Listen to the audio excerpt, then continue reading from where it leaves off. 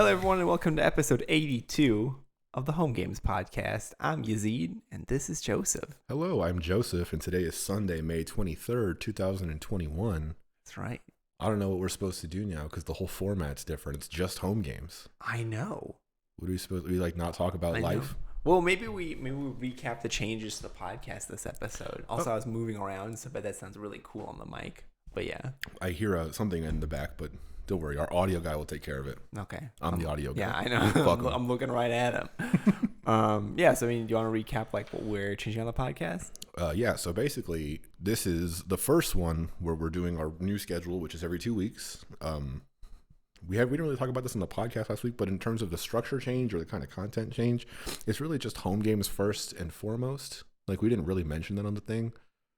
But, yeah, you know, obviously we still have stuff we talk about as friends, but that can be elsewhere that's not necessarily this. And anyway, whatever. That's a whole conversation we could have about like different types of content we can make. But essentially this podcast will be just home game stuff, home games topics, you know, kind of like a 2-week sprint type of thing. And then we come back and talk about home games. Yeah. And Yazeed fucks with the chair. Sorry. And makes my life hard. I'm just joking. It's fine. I changed the gain. On the last one, you can basically hear like a dog fart from across the room in the microphone because it was just so sensitive. So that's why like when I hit my table, your whole audio just like gets destroyed because of the distortion. So hopefully that's all fixed this time. Yeah. That's about it for structure stuff, right? Like we have. Yeah, I think so. Yeah, I mean, I guess really like the main point of that is to bring focus from both us and for Home Games Podcast and Home Games the product onto Home Games the product. So, yeah. I'm doing real audio shit too. I heard you and I was like, "Oh, Yazeed's a little low. Let me turn him up a little bit." And I did it, and now you sound different. Oh, nice. I want to get to that point where we can be like, where we play music and stuff, and we hear it in the headphones. You don't have headphones right now, but no, like, yeah, where we're like home games music, and we both hear it, and then we talk instead of guessing where it is. That's when we're real podcasters. Well, are we even gonna have different music? Because like, there's only one section of the podcast now. Well, yeah, it's basically just the intro and the outro music, but we'll be like, "And you're on," instead of just like, well. Yazeed just said, you know, what's the color of what's the third color in the rainbow? It's like, that sounds like a pretty good starting point for the conversation. And we started there, you know? Oh, I see what you mean. Yeah. Yeah. Are we gonna do the thing where we talk, but they can't hear us because the music is playing and we're muted, and then we slowly like phase in? That's the one I got that feedback from that one dude where I paid him to listen to the podcast. Mm-hmm. The first thing, he was just like, "What the? I can't hear what you're saying when you're fading in the audio. You're either talking or you're not." It's just like, well, you're an asshole, but you kind of have a point, you know what I mean? See, but I really like that. Well, I agree. It like, gives the impression that we're friends. The impression is very important. The illusion of friendship. No, it's like there's like best practices that we've ignored the entire time, which I think we should continue to ignore because I think the idea of best practices in general, I just hate. In general, or in specifically about podcasting in general? I hate that people use best practices as an excuse to not think about things. Yeah, I give that a good grade. Like, I agree. Best practice to stay on content. It's like, okay, but you wouldn't really get interesting side conversations if you're constantly trying to cut that off, you know? Like, yeah. I think everybody should figure it out. Anyway, home games topics. Is that? Yeah. Smooth transition into home games topics. Yeah. So Yazeed had his pull request for terrain generation, which I commented on, so we'll have a fist fight about the comments there. That's right. And then I've been working on searching, filtering, and tagging and stuff for kind of the game publishing workflow, basically game discoverability tools, which we'll talk about. Mm-hmm. You want to talk about your pull request first? Yeah, basically, I put out a pull request for terrain generation. Joseph put some comments on there, and I made some comments back to him and made some code changes. Some shots were fired. Yeah, I agree with most of your commentary on there. Really, the one thing in there was you were like, I don't remember your exact wording, but you were like, I don't really understand what the algorithm here is, and I don't know how to like. You were like, I don't have like really like clearly defined. Yeah.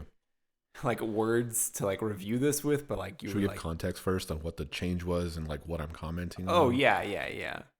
Basically, well, actually, this is good because you put up the pull request, so it's my way of like telling you what I think it is. Mm-hmm. It's essentially a set of utilities where you get a grid, get some 2D thing, and I have I basically just want to put things in that 2D thing that create like a terrain or a level or a world or whatever in some sort of way. I'm not sure how tweakable that whole thing is or whatever, but there's an algorithm that you found to generate these things, and you basically implemented tools that do that. Yeah, so I haven't looked at my comments much. I saw that you posted a response to those like a little while ago. I read your comments. I saw that they were a little spicy, saw a little, getting a little defensive. I'm just joking. I hate code reviews because like it's really hard to convey. I just mean what I'm saying. I'm not saying anything to be a dick to you. And so I always have trouble with that. But anyway, my comments were basically just small things, variable names and a little too wordy and redundant, like basic styling things. But the big thing that Yazeed just mentioned was basically your code is doing something. I know it's doing something based on rules that you have outside of this code, and it's hard for me to know those rules from reading the code. That was basically my takeaway. And I think that's true for implementing any kind of complex algorithm, especially something like a, pathfinding, recursive, whatever the hell you're doing. Like, it's complex, and you can't just, sorry, I'll mute that. You can't just read the code and know what it does in the same way that a standard for loop or something whatever would, because it's all right there. You don't need other context. So that was it. I didn't really have a solution. Like I even said in the comments, like, I don't know what the fuck. Like I can't understand this well. Yeah. I mean, it's somewhat complicated. What I did in the comments, which maybe I should do at like the top of the PR or not top of the PR, as top of the code or something like that, like as part of the comments around the main function call. But the way it works is it starts off with your array, your grid. It builds a fake grid basically next to your board, and it picks a point, which is the key point, and then the algorithm basically is if every point can get to that key point, then every point can get to any other point that's available. I made that as a comment on the PR. I think I should put that in the actual PR. Yeah. But yeah, so. I mean, just from like what's the word? Not a proof, but like a holistic standpoint, it kind of makes sense, right? Like if every point gets to one specific point, that means that you can get from one point to another point via that key point. So that's what the key point is, and like all the other stuff is basically just built around it. While I was reviewing your comments, I realized there were some things I can do to optimize what I'm doing as well. So I might make a couple small tweaks to it more, but I wanted to get your comments back on the changes I had made, since really most of what I did was just add comments, whereas before there were zero, because I don't really like having comments, but in a really complex algorithm it can be really useful. Yeah, exactly. I was thinking the same thing. Like when my takeaway is that there should be a comment, not like I kind of mean it because I hate comments. Like I think I get angry at a lot of things that I see, and I just silently hate it and judge people and whatever. And one of those is on Programmer Humor on Reddit. Every now and then you'd see the senior devs don't comment their code, and it's making my life hard. It's like their lives are so much hard. Shut the fuck up. It doesn't need comments because it's not hard to understand. Read the code. The best code you don't need comments for. And sometimes people write bad code and it needs comments, or not necessarily. People can write bad code that doesn't need comments. It needs to be cleaner code or that kind of thing. But in the case like this, or like in my opinion, in general, say for example, you have a business rule that is, some feature of the thing that you sell is that only one person can have one at a time, whatever the thing is. That's a rule that exists outside of this logic, but it's a rule that needs to be implemented because this is what we're trying to build. If it's not obvious in the code itself that that's the intention, like there is a business over here that operates on this and they use this code and this is why this is here, that's when it makes sense. So in this, it's kind of the same thing. There is an algorithm that is kind of by nature just hard to one-to-one map and like to English in code. You can't like understand it easily. Yeah. So you should have comments because it's something outside of the code. Yeah, I agree with that. Yeah, I mean, a lot of it too is like it's. I think one of the things like with very complicated algorithms, you have at least I have a tendency to try to like compress code in as few lines as possible, because that generally means that you'll also be more efficient because you have like less floating information out there and stuff like that. But it tends to make it difficult to read if somebody is like, what is the like real implementation of this algorithm? Yeah. And it's something I remember from college too, Dr. K's class, where his whole deal was some of the code we wrote in that class was very complicated, algorithmic, and it's like hard from the outside to look at it and be like, I know what this is doing. It's very easy to look at it and be like, I know what the runtime of this is. Well, not even that. I mean, yeah, if you see like a triple nested for loop, you could probably be like, yeah, that's slow. I don't know how slow exactly. Yeah, I have a quadruple nested for loop. Oh yeah, which I need to clean up a little bit. Yeah, that was the other part. I felt like a dick because you have, it's a for loop, a for loop, a for loop, and then some other nested logic or something. Loop. Yeah, you have a while loop within 3 for loops, and again, my intention is pure. It's hard to get the words across in a way that isn't like a fuck you to your face. Yeah. But my comment was, I essentially just think that this should be like the goal of this thing should be extracted from this particular part, which is a loop within a loop and a loop and a loop.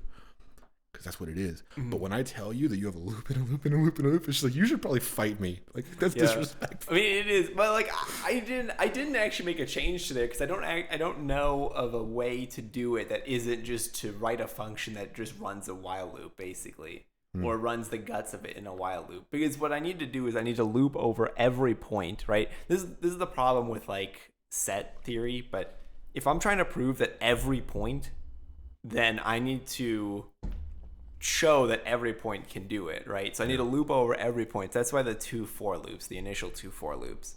Then I need to show that from every point I can get to the main point, right? So I'm looping over all points, and then for all points I'm showing that from that point I can find my way to the key point, which is a while loop, that's like all that logic is locked in the while loop. Which maybe I could pull that out into its own function, but really that's just a function that runs the while loop in it. So I was like, I don't know if this is really gonna like add value to pull that out, but at the same time it's like, it is difficult to follow. Like, why is this idiot doing 2 for loops and then a while loop and then coming out of it and then calling a function that does 2 more for loops over the whole thing? That's actually optimization I was thinking of, because basically because I need to show each point can independently get to the key point, or if on my route I've reached a point that I know I can, like caching subpath. Yeah. So if I get to there and I'm like, oh, I from this point I could reach the key point. It's like everything on this route I got to that point, so I'm good to go, kind of deal. So you could this point I can either calculate every time that this point can get to my key point, or another point I've already guaranteed can get to the key point, and you remember those points as like in a yeah. So that's what the points verified array or whatever I called it is. So yeah, like that's just the nature of the algorithm. The optimization I was thinking of though was because I have the root of points that I've passed through, where I could hand that off to the clean board function, and to clean it, I can clean only the points I've actually been to, because I don't need to clean the whole board, because it's like, in theory, most of the board hasn't changed. Right. So yeah, I think that I'll do that when I get home, just because it's a pretty easy implementation. But what if is that as flexible if I have a game where I do want to use your terrain generation, but I also want to put my own things on this terrain that should or should not interact with, basically should or should not block the existing terrain? If I put an enemy in the one path that was there, is that still possible? Yes, the actual implementation of the terrain sections is up to you. This just tells you where you can place terrain. Got it. Yeah, basically this is saying like, here's the board, and everything is blocked out by the dimensions of your terrain, right? Since in computers everything is a square, even if yours is like a circle or whatever, it's still blocked off as like a square. So you can place it however you want. But yeah, so like the actual implementation function of like, I want my terrain to be like passable by these things, not passable by those things. I want it to be this color. That's all handled by your That's game. all handled in your internal game logic. But what you have is an array where it tells you like, this space is filled, so you need to just map out what that is on your board and fill it however you want to fill it. Can I tell you if I want an entity to fill a spot? Like if I have a thing and I just say I want a grid, I don't care what it is, I just want a grid. Okay, that grid has like a path from A to B and the only path from A to B, and I put a thing here and I want this thing to be walkthroughable. Can I tell your algorithm that this is walkthroughable? The algorithm doesn't care whether it's well, okay, that actually is interesting. So the way the algorithm works is that terrain, you aren't allowed to enter terrain during the algorithmic pass. So if your terrain was walkthroughable, what you're now guaranteeing is that there's still at least one path, and there's more likely more paths to get to any individual point on the board from any given point. So if I have your level and I put a thing there, I know in my game rules that things should be able to move through. What about the other case? What about if something should not be walkthroughable? I have essentially closed the path that you generated. Can you handle that? So, what my algorithm guarantees is at least one route to any other point. And it guarantees that by saying that any terrain is not, you cannot pass through any terrain. But if I have a thing that acts as terrain, even though it's not terrain as you generated or understand it, like my game world is now like I need some way to interact with your terrain or like tell you that my block should be treated as terrain because I essentially blocked this thing that you don't know is there. Interesting. I guess the idea is you can I could expose the points verified function to the end user, and what that would do is you could, as long as the board, right, because the sorry, maybe backtrack. What the board has is a couple different like properties. It has if it can go north, south, east, west, and if it's filled or not. Filled meaning you can't enter it. Right. So if you wanted to verify that if you used my function after you had generated something else, or I gave you, here's the terrain that I think you can, like here's terrain that can be generated that will not cause problems. Like we'll make sure you can get to any point. Yeah. And then on top of that, you lay more of like custom built terrain. If I expose the points verified function, all you would need to do is make modifications to the board that you were given from the terrain generator function and pass it back into that verifier function. And that would guarantee at least one route. And from there, because you have access to the objects in that board, you can say like, oh, this is filled, which means you can't pass through, or it's filled, or it's not filled. And you can kind of play with it like that, if that makes sense. Yeah, I think it does. I guess in a cleaner way, I wouldn't have to know about anything that you're doing to like, I guess the idea of, oh, I'm a function and I do this thing that should stay away from you.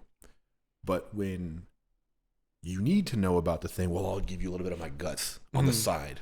Some of my guts on the side, like, doesn't sound right. You know what I mean? Yeah.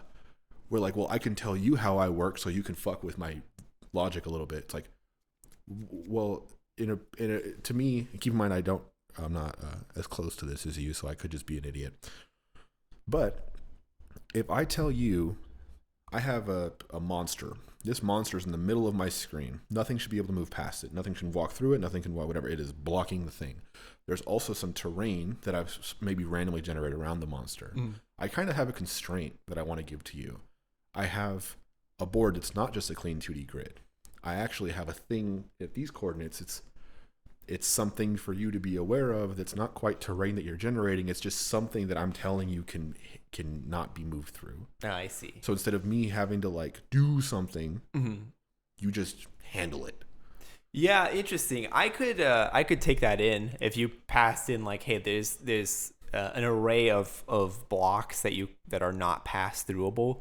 The other option, I mean, I don't know if this really would help, but because you can pass in the dimensions of your board, if you like subboards, yeah, you do smaller subboards, and then you fill the terrain in those smaller subboards. Yeah, which allows you to get around it. But I mean, I don't know if that's better than just taking in an array of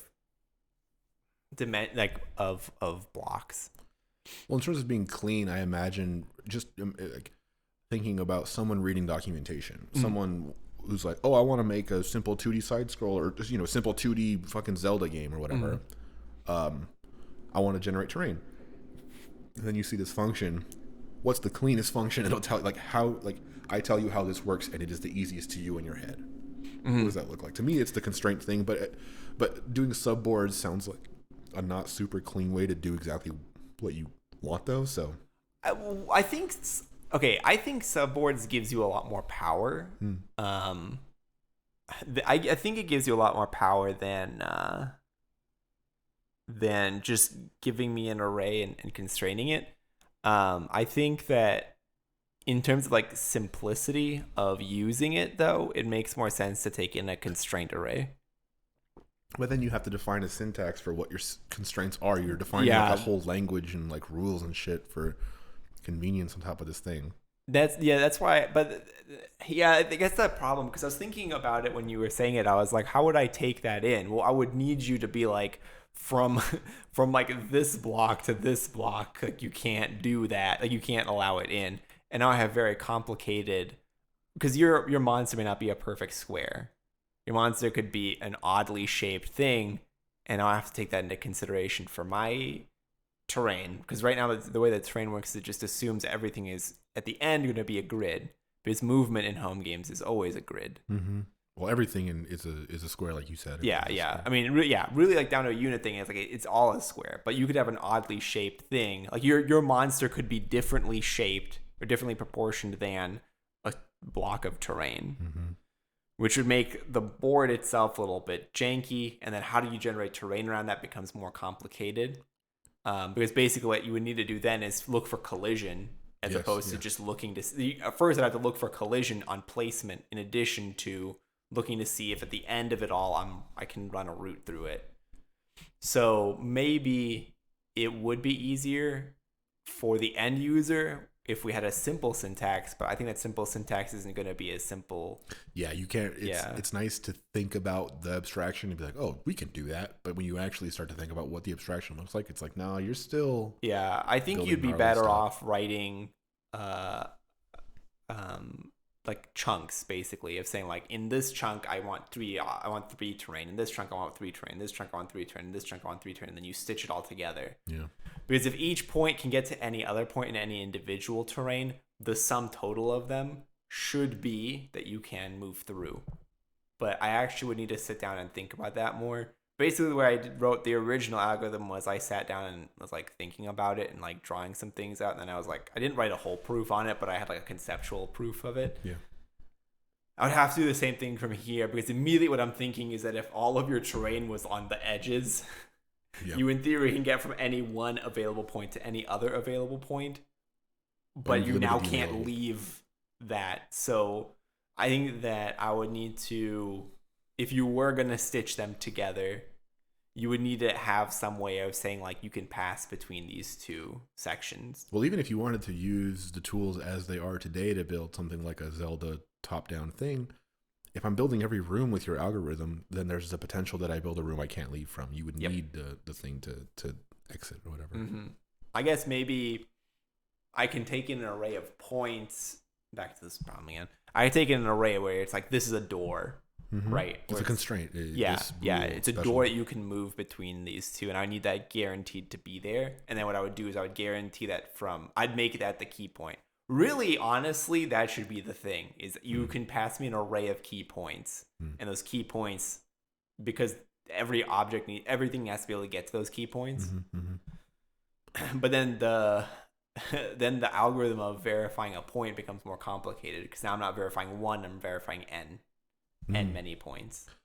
Well, in terms of performance, I haven't done any extensive testing, but I mean, like you said, it's like a fucking end. It's like an end to the fourth power runtime, and it happens not often. And it's not. These things matter when it's like someone's signing up for your website. If your sign up process takes 4 minutes because I have 1,000 users, and it takes 9 minutes when I have 10,000, that's a terrible login process. That should be fixed. When it's terrain generation that takes 1,000th of a second or 100th of a second. Fucking who cares? Yeah. That's the other thing too. It's like all games have loading screens, even if they hide them. They all have loading screens. So, well, yeah. I don't even know.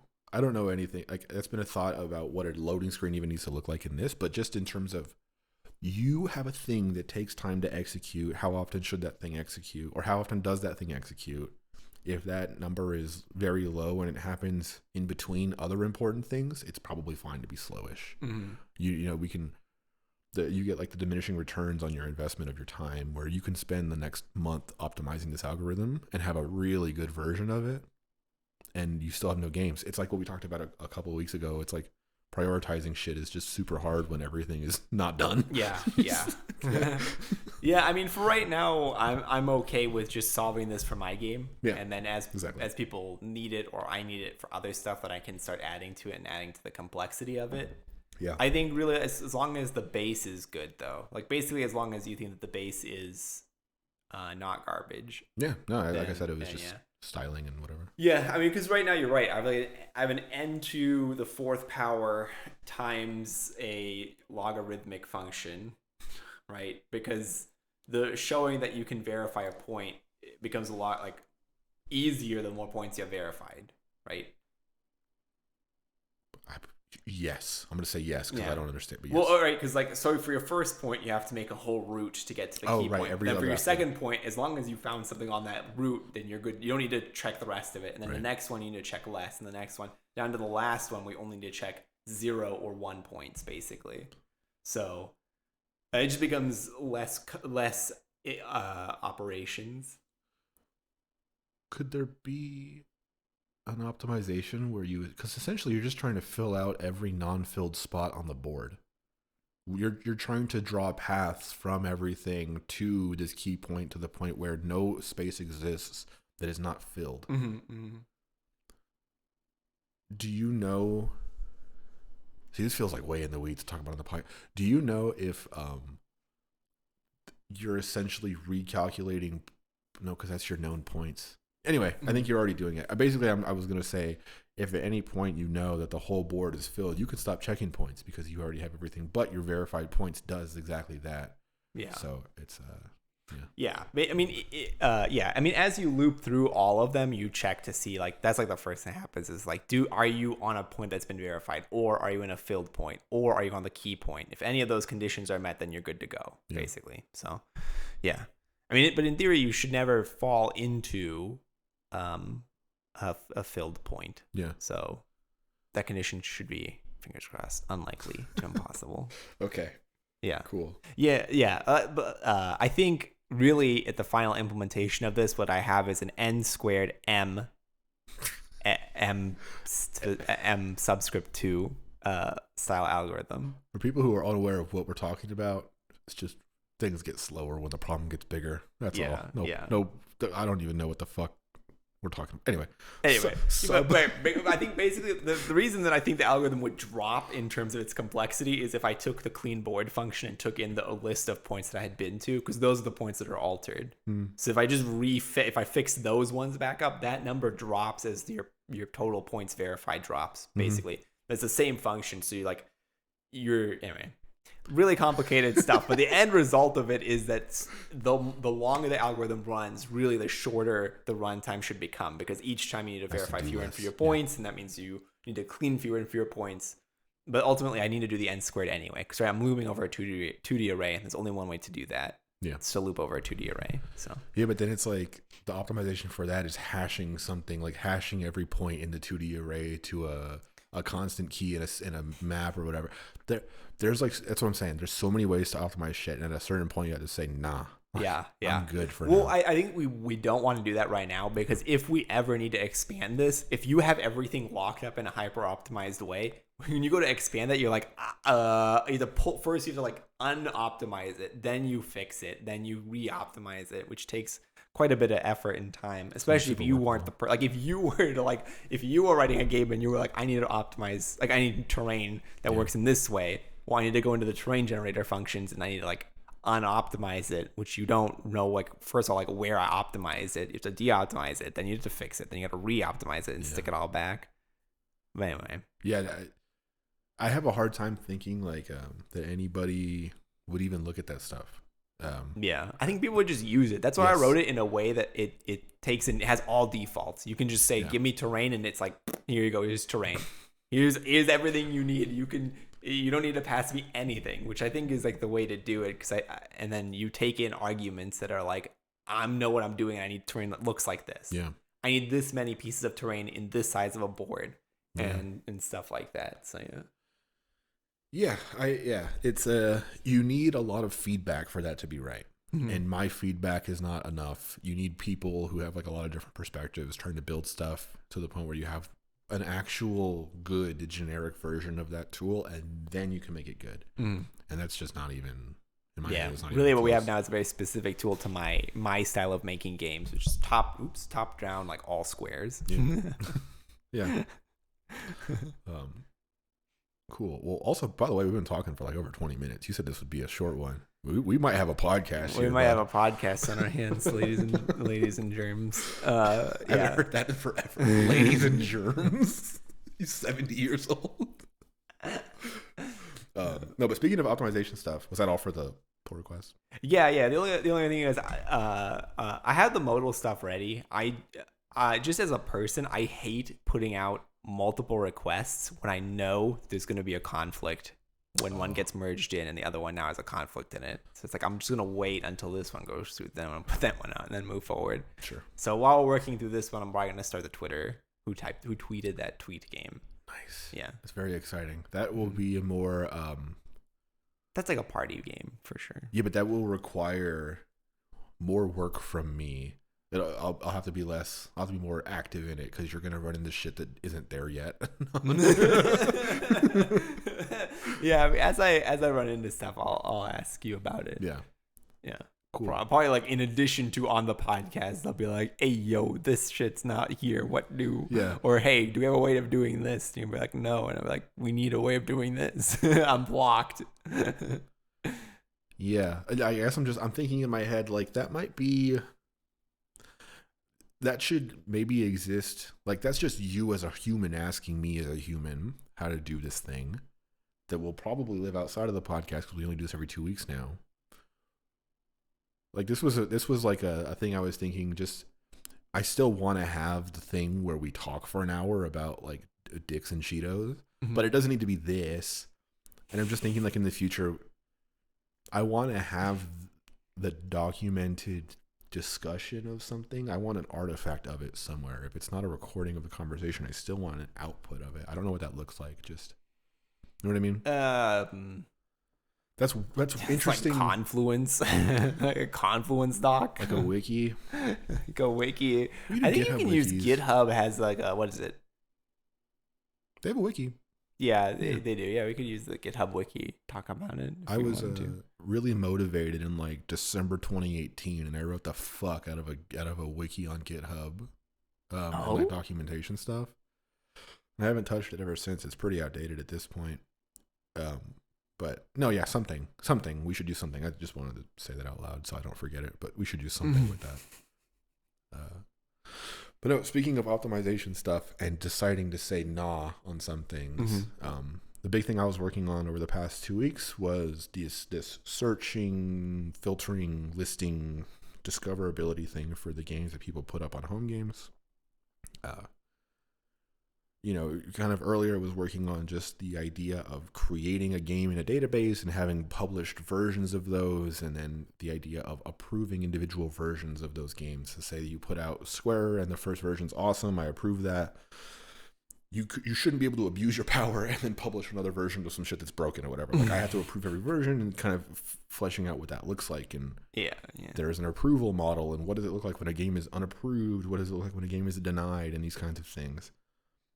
I will talk more about that in a little bit, but the thing I was specifically in terms of optimization, as I built a search service that I just showed you, Yazeed, just before we started recording, where you can type in, kind of fuzzy matching against game names or game descriptions or authors. I didn't show you that, but author names as well.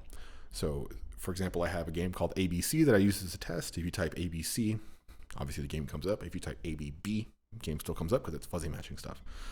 This is just kind of basics of search functionality, and kind of a nice to have would be a suggestion capability. You type in Google and it always knows exactly what you're going to type first suggestion because it's so good at it. Yeah. Trying to build something like that, and had that moment where I was like, well, I can build a separate Elasticsearch index that's optimized for substring matching, suggestion stuff, and then build up the UI, so it makes these separate requests for suggestions and then makes requests for searches and blah, blah, blah. And I said, no, that sounds like work, and auto suggestion doesn't give us that much of a benefit. So, no. And that was nice as fuck, telling myself no to my own idea. It's like, I'm in control. You know? This meat suit doesn't run this body. Hell yeah. Exactly. So anyway, that was it. I have, like I mentioned, I have a search service. You can list stuff with Landlord, which is, again, not final name, but I've been using it for all of my code, so like pretty final. It's effectively the final name. But again, I'll change it someday. All of this is going to change someday. Everything I'm writing right now will be thrown away at some point, so that's okay. Anyway, You hope. Nah, I will throw it away or die and like forgotten or whatever. There we go. Yeah. Die forgotten or fix my code. Either one. I'm good. Expands Ozymandias. That's the King of Kings. Yeah. I only know that because of Breaking Bad. It's like such a famous like poem. I don't think you understand. I've never read anything in my life. In high school, I wrote essays on Shakespeare. I'd never read Shakespeare in my life. Anyway, it was searching and all this kind of stuff I was working on, and I have a basic version of it. I need to make it all better, clean it up, style, like make it look nice. But the next piece of work is tags.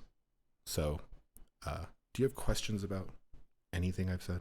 No, I mean, you showed me like just before all that stuff, and I think it's really cool. Yeah. I will say, as far as like suggestions are concerned, this is something I ran into at work also. Mm-hmm. And the way we got around it was we continued to use the fuzzy match, but we just displayed the like top one basically as like, do you mean this? Yes. Yeah. Which, I mean, it's helpful but not helpful at the same time, because it's like, is it helpful? Sometimes. Is it always helpful? Probably not. Like, really, like most of the time it's like not helpful. Yeah. And I think that's kind of where I found myself too, of like, I've built, like I've said before, I've built a search and suggestion service that kind of did this stuff, but without Elasticsearch before. And so in my head, that's the baseline. If you want to build a search, you have to have suggestions, because obviously. But I started thinking about like, what's the value of this to people? And again, it kind of goes back to like what we were saying before. Until you have people using it, you kind of guess what people would do with it and general types of use and whatever, but you don't really know until you have those people giving you feedback. And so the way that I was thinking of doing suggestions was kind of like what you said, where you have, because I'm using Elasticsearch on the back end of all this stuff, so it has this kind of, there's this specific type of index you can put. I think it's type as you, or complete as you type, or something like that. It's like a specific index type, where Elasticsearch will take the things that you put into this index and kind of build a special index of the substrings of that thing. So if I have, school, it'll like do SCH index, SCHO, like, and try to match any kind of substring for that. It's kind of optimized for it.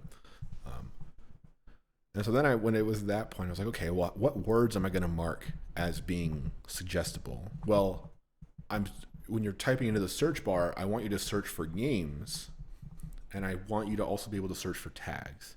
So if I type in school, maybe there's a game called, Schoolman 4, but then there's all... You really matched them up with school here. You just got a stick man, but okay. No, man, school is the only word in my head. So Schoolman 4 comes out, and then also there's a tag which is like schoolyard jams, Mm-hmm. And so people want to look for both of those when they type in the word school, so I should be able to show you both. But tags and games are separate things. They might live in separate databases or separate services in the back end, which they do. So how do you kind of abstract that from the thing, and like what's that flow look like? And I started just kind of going down this path of optimizing your search queries and making sure that the UI looks right for these suggestions. But if you take a step back, what words am I suggesting to you? Are they useful? No, it's words. They never are. Yeah. Because the way it would have worked is, I was thinking it would essentially just be a list or a set of every word that anybody has ever put into the system. So if you put in a game with a description and a name and an author, and then you have some tags, essentially this service is pulling every individual word and shoving it into a set that's making it searchable. Okay, well, I have words over here, but if you type in SCHOOL and then you do space, maybe the suggestion should be Schoolman 4 because it's the hot pop in Schoolman series, whatever. But getting the word man as a result of school is not this like word bank of suggestions. It's just finishing the thing that we think you're searching, which is kind of what you said. Yeah. Just fuzzy searching stuff and getting the top. And I was like, well, maybe I don't have a good use case for this yet. Maybe I don't have a good solution, and I've spent time thinking about it. So maybe fuck all this. I'm just not going to build it yet. Yeah, I think it comes down really what it comes down to is like in Google's case, it's dealing with what amounts to an infinite set, right? It's not actually infinite. It's finite, but it's because it's continuously growing. You don't know how large your set is. Whereas we kind of do. We know, like, we'll know what the rate of growth is. And if it becomes really big, if like 1 million people were pushing 1 million games per day or something ridiculous, like it's 1 trillion games a day. Yeah. That's what I mean. Like, that's what Google is really like dealing with. Like, people forget, like, that's how much stuff goes in the internet all the time. But yeah, it's like, yeah. So then maybe like a suggestion service or more robust searching, right? Like that becomes more of a problem when you are searching 1 trillion games versus if you're searching even 1 million games. It's really not hard to reduce that down via something, right? Like by a tag or by author or whatever. I mean, one thing I would suggest, I don't know if you implemented this or not, but we implemented this kind of at work too, is we added like a key thing at the very front of your search string. So like if you wanted to search for author, you search like AU:space and then you do your stuff. So it just says like, oh, this is only looking at authors. Like they only want to look for authors with this in their name or whatever. Maybe it would help, but I mean, again, that's like an optimization that would come down to the fact that we have a lot of games made by a lot of people. Whereas right now we have mostly games by my Joseph and a game made by Yazeed. So that's an example of like we should build that when people want it.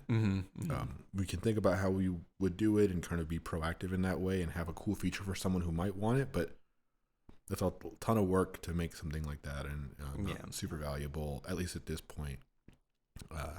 So I was going to say something that I thought that you said something interesting I was going to respond to, and then I forgot about it. The AU: stuff or the... Yeah. Okay, so in terms I almost knew it was that because you lit up when I said it. Well, so at the moment we do a multi-field search in Elasticsearch. So I essentially say, here's a game record that's coming in from something else. It's going into this index.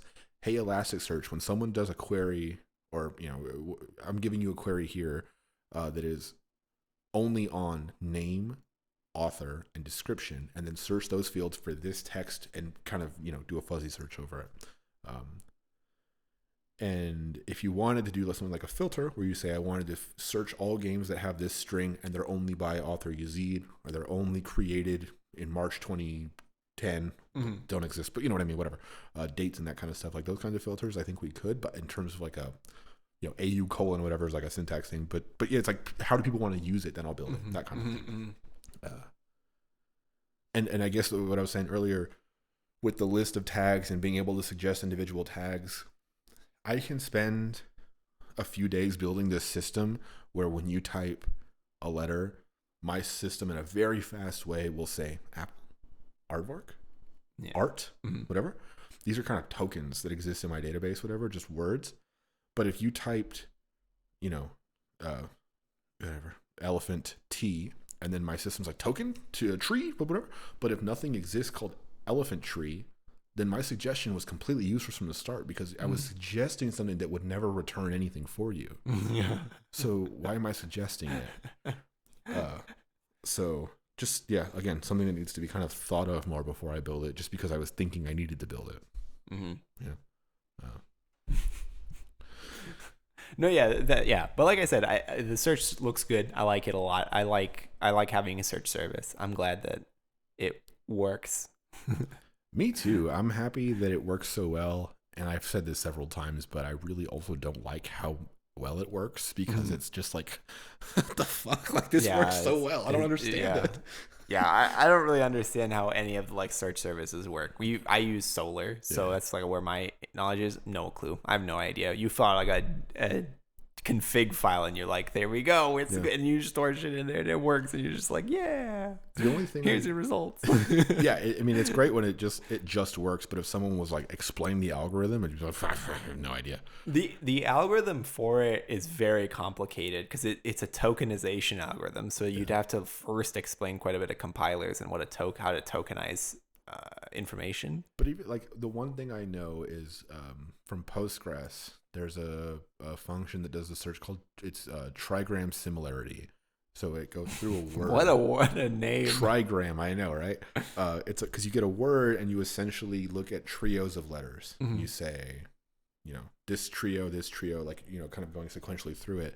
And then you build up distance between other similar trios. So like school to tree, you would do like SCH. And then tree, you have like TRE. And then you have REE and tree, whatever. Like you basically just do these trios and then quantify their distance in characters from other trigrams, and then that gives you your similarity. And so then there's like a number of hops. So like in Elasticsearch, I think there's kind of a similar type of thing with my fuzziness tweaking where, like I said earlier, if I have a thing called ABC and I type ABC, it gives me back. If I type ABB, it gives it back because B, the other B, is a mismatch, but only one off from a C. So it's close enough. But if I were to do AAA, it would give me nothing back because those A's are all so far from ABC. It's more than two each or whatever. Or on average. Anyway, whatever. You see what I'm saying? Like, Yeah. There's something there, but all I'm doing is saying in the configuration, fuzziness auto. Totally magic to me, and it's all just handling it. But if I wanted to tweak it and someone said, hey, make search better, then I have to start understanding this shit to make it better. But at the moment, again, no one needs it, so I'm fine. Honestly, a lot of that is just reading documentation because writing your own search services that match very, very time consuming. Probably there's a Wikipedia page already that explains how it works. Yeah. Most things that have been figured out more than one time have a Wikipedia page. I'll just put that out there. So there probably is a Wikipedia page. It's like, here's a search algorithm. Here's how they work. And then it's just you implementing it is going to take time. We implemented a very basic database in my databases classes in college. Weren't you in that class? No, I didn't take databases. In that class, we had to implement a database and implement search. It was like a binary search, so you had some sort of sorted thing, and then you would cut in half, search this, cut in half, search that. But it was super fucking fast, and it wasn't as fast as it could have been because we were just learning or whatever. But yeah, man, the nitty gritty of how that shit works makes you super appreciate like real engineers who are smarter than you. I was thinking of this as like a really small group of people who are actually very good at computer science, and there's a larger group of people who are good at using what they've figured out, and there's a larger group of people who are good at like asking about it from the inner group. Anyway, I'm in the outermost room. I'm okay about asking questions. It's like really like there's like 10 people in the world who are like really pushing the envelope. Yeah. Everyone else is just like sick bro or sick whoever. Like I'll take that too. Yeah. Very much leads to the imposter syndrome that I feel every day when I realize that I haven't ever had an original discovery in my life.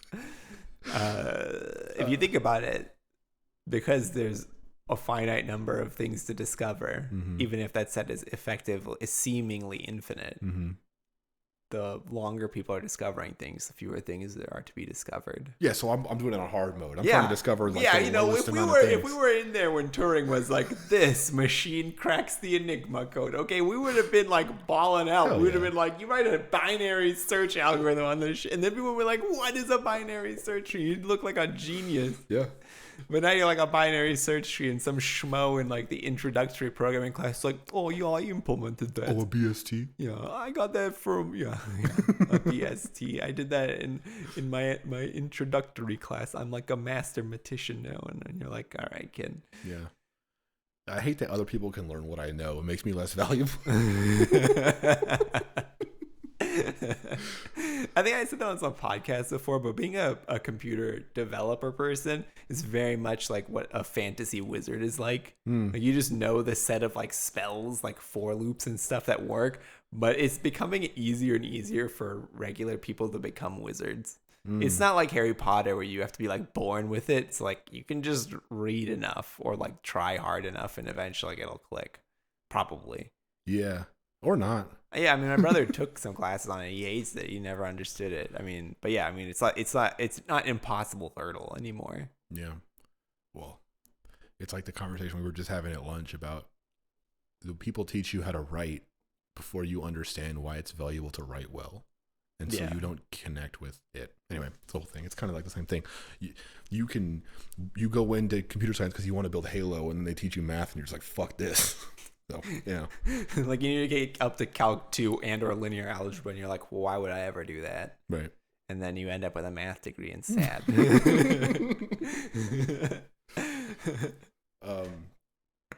Okay, yeah, so tags. Anyway, I kind of talked about tags, but just to briefly mention, I'm building a tagging system in addition to all this searching stuff. And like I said, you should be able to search for tags independent of games themselves. And have just been giving a lot of thought to the data model that I need to have behind this, because essentially you need to have a way to list and search all tags. Mm-hmm. So that's just a set of words, kind of like what we talked about before, but not auto suggestion, just search. Yeah. And then you need to be able to say, kind of like a Reddit upvote, here's my list of everything I've tagged.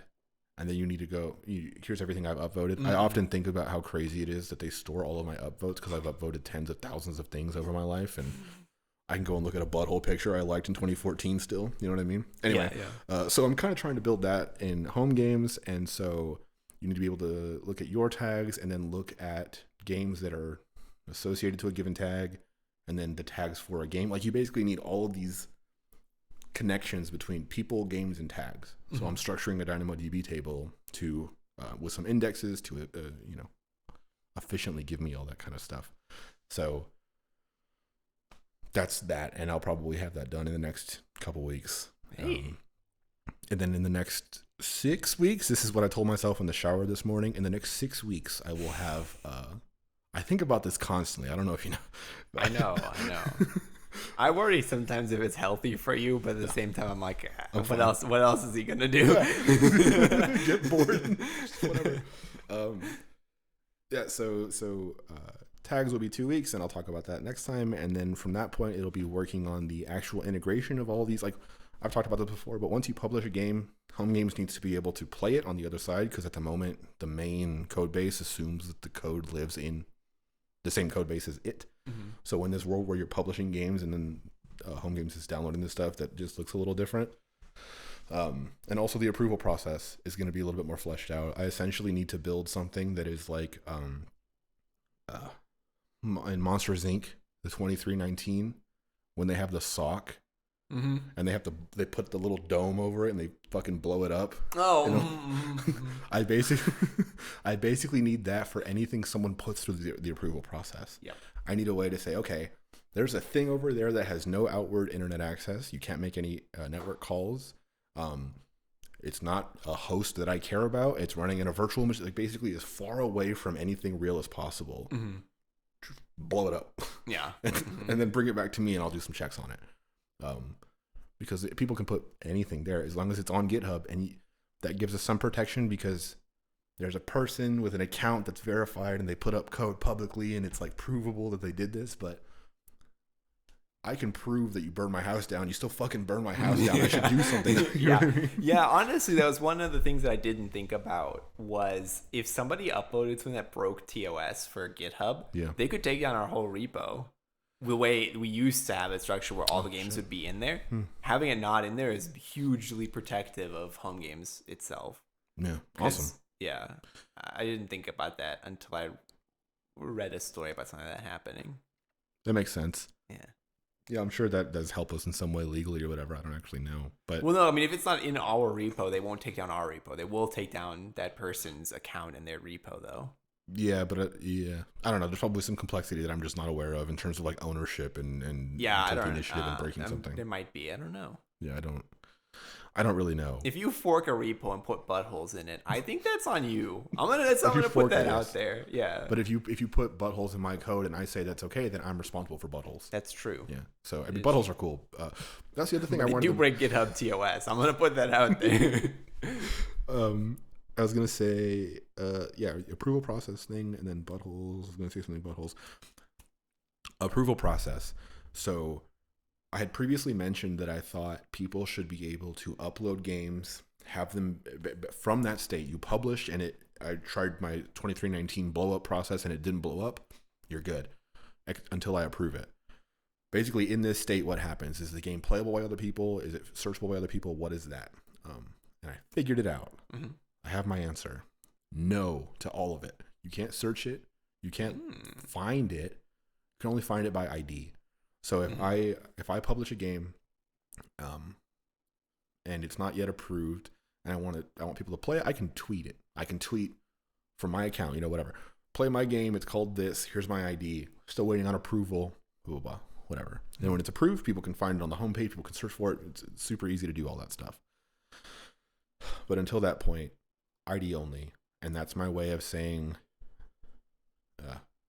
I think it makes sense what I'm saying. It's kind of obvious, but we don't know yet. We don't have a human being who's looked at this to confirm that it's okay for us to put in our system up front and center. Like I said in the beginning of this, someone can make a game that is fuck Joseph, fuck his family simulator 2021. On a personal level, I can hate that. However, I will not deny that because it's not illegal. And it's not, there's nothing wrong with it. It's not illegal yet. Well, the requirements will be not illegal. Like, a human being will not deny, because we talked about this before, there needs to be a human process, even if it's, light or whatever. There should be a human involved at some point before someone plays a game. So a human being will approve your game if it's legally allowed to have been made. So basically, you didn't put Big Mama's house, and you didn't put whatever laws are. I don't know how legal shit. But my point is that there is no qualitative assessment by that human being. They will be obligated to approve it if you are not breaking a law. And if you deny in that process, if I deny your game, I have to tell you a reason. And I have to be able to say something about why. Does that have to be like a law, or it can be like a terms of service thing too? Because I imagine there's some limits on what we can use with the host or whatever. Our terms of service will be a superset of the law. Yeah. So if you break our terms of service, it includes breaking the law. Again, just for liability reasons. Yeah. I don't want to get in trouble with GitHub. GitHub, the law. I'm afraid of the FBI or whatever. Oh, yeah. Microsoft. That too. I don't think that I'm close enough to how all that works for them to kick down my door and be like, Yazeed, you're under arrest. Because first of all, no one would ever hear about the story about me getting arrested. I'll tell the tale about you getting arrested. Thank you. On the potty, alone. You'd be like, I have to do this one alone from now on. Yazeed disappeared. I'll wear a free Yazeed t-shirt on every episode. But I don't even know what I was talking about. Terms of service law. Yeah, terms of service. Like I said, a human being will just be there to make sure that you're not making a virus or doing something super weird and illegal against our terms of service. There's no qualitative assessment. If it's whatever, then it's approved, and you can search and you can all that kind of stuff. And we should have an expectation that there will be a certain time period that your game will be reviewed within. Which again, at the moment, that seems totally reasonable because there's not games coming into the pipeline, and I have enough time to review those 0 games. But if we have 100 games and we have 2 people still, it's like, well, we have to rethink about what that. Yeah, I think Google's is like 2 or 3 weeks. Oh fuck! I was thinking like 2 days. So. Because I'm not Google. Yeah. Fuck Google. Well, Google's is quite in depth. Like, to create a Google app that they'll put up on their store and stuff like that, it takes some time. You've also got more capabilities there. I mean, you have a whole set of libraries you can do, and you have a lot of things you could be doing on a native device. We essentially have node modules over here that you don't control. These are dependencies that are set in stone. Write some code that interacts with them, maybe. Do nothing else. Like, it's kind of limited. I mean, it kind of is, but it kind of isn't. It is still vanilla JavaScript, and anything that vanilla JavaScript allows you to do, you can do. Well, yeah, that's in the blow up service, in the go over there and die service, it won't have any outbound network access. So if someone makes a game that just, goes through your file system and gets every single key and whatever, and then sends it off to another server somewhere, you can't do that. Because it's all open source. You could basically spend your entire day trying to figure out how to break my code because it's all there. It's like kind of the downside, but it's also the good side because people can see that you break it and then fix it to make it better. Yeah. I don't know. Like the whole white hacker thing. White hacker? White hat hacker? Sorry, you're right.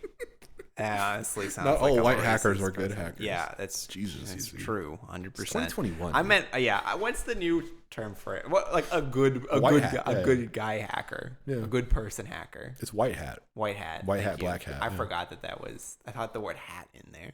Yeah. That's what I did. Okay. Yeah. Anyway, yeah, like that.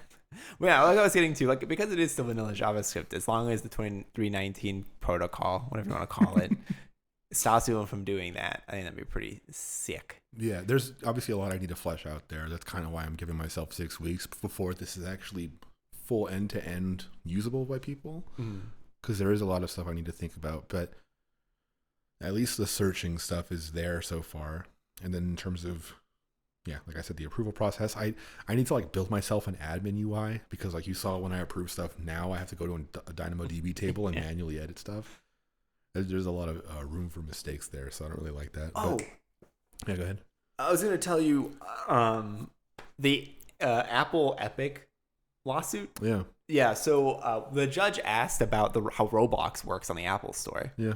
I didn't read all of it, but Apple engineers explained fully how the Roblox store works. Yeah. So if we ever needed to figure out how Roblox is allowed to run an app that basically just uses the Roblox services behind, they in theory explained all of it to a judge, which means that it's legally binding. They cannot not do that. They can't lie to them. So that's legitimately how that works. I believe it. I remember reading a thing, because it's funny. We were talking about this stuff like a month before the Epic lawsuit started to really be a thing. But I remember reading a claim from Apple, which was basically someone making a game platform for iOS does not need to engage with the App Store because of the breadth of features available within the native browser.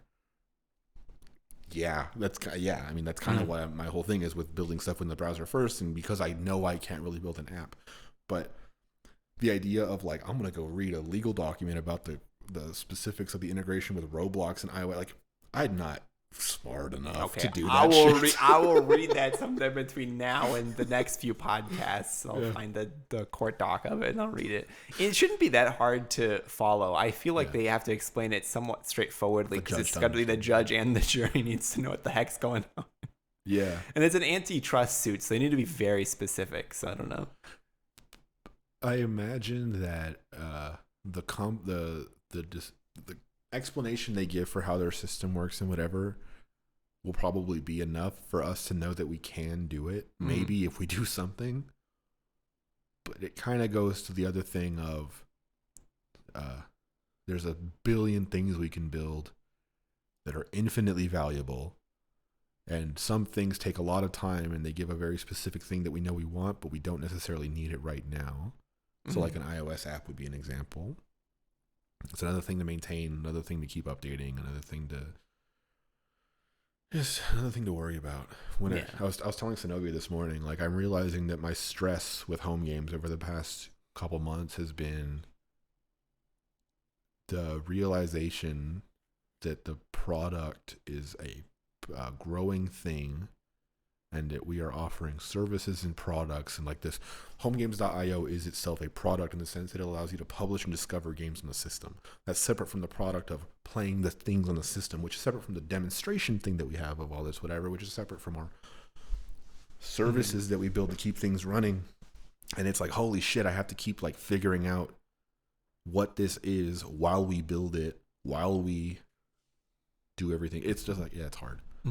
So anyway, one day, but I'm not going to read a fucking court case about Roblox anytime soon. It's not about it, and it was only a portion of the case, so I don't think it's that dense, but I'll look into finding it, and I'll try to read it, and if it becomes a headache, I'll tell you that's impossible. Sure. But if not, I'll be like, I don't know, they said it works. And I'll have a whole weekend where I try to do it myself based off of, I don't know, I think it works. That's all I had for home game stuff. I don't know what else to say now. That 42 Doug album goes stupid. I know we don't have Song of the Week, but god damn, that album is fucking crazy. I don't know. I don't really have anything either. Yeah. Cool. Well, I mean, we're over an hour, at least on this recording. Hey, very nice. That's a podcast. That's actually very surprising considering we only talk about home game stuff plus a little bit of sidebar. Yeah. Also, being in my house feels way better. Your house echoes less, that's why. Oh, okay. Yeah, my house is very empty and echoey. Your house is like somebody lives here. Yeah, we got hella shit around. Yeah, you guys are like people live in this home and they're happy in this. They like happily live together in this home. My house is like a serial killer and a dog live here. All right. Yeah, we have a plant. So you just need one plant. In the I house. have Like, 3 plants. I have seen 0 plants. You have. You've moved my bamboo plants. Yeah, this is not something I get. In my head, your whole house is like the Matrix. It's just white walls and black leather furniture. Yeah. Okay, well, that's gonna do it for us. Am I right? Is that it? Yeah. That was so weird to me. We no song of the week, no fucking nothing. Thanks everybody for listening. That's gonna do it for us. I don't have my notes in front of me, so as always, our music is done by our friend Tynan. He is Nytan on Bandcamp. That is Nytan, Nytan. You can reach us. You can find us on Twitter, homegames.io, all one word. Our website's homegames.io. Mm-hmm. Give us feedback. Do you like the new structure? Like the old structure? Like my house? Yazeed's house? Think Yazeed's cute? Let us know. We'll see you next week. Thanks for listening. Bye. Bye.